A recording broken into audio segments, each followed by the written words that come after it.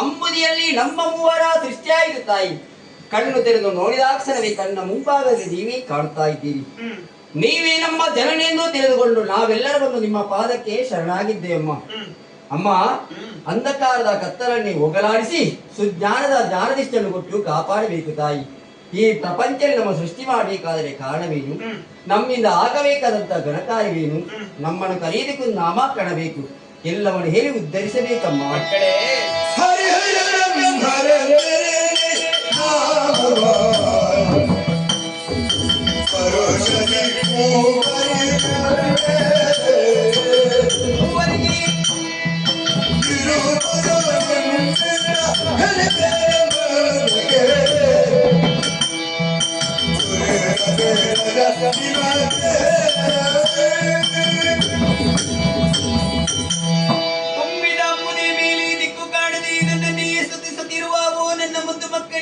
ಜನನಿ ಕೇಳಿರಿ, ಎದ್ದೇಳಿರಿ, ಧೈರ್ಯವನ್ನು ತಾಳಿರಿ.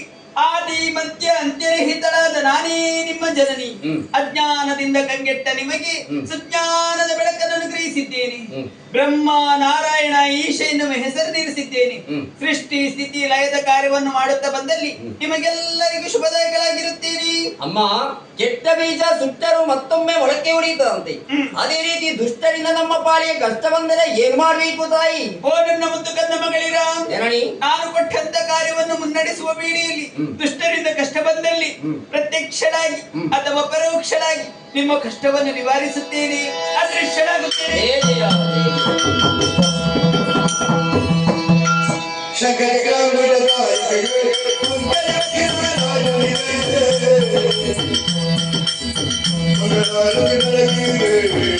Thank you.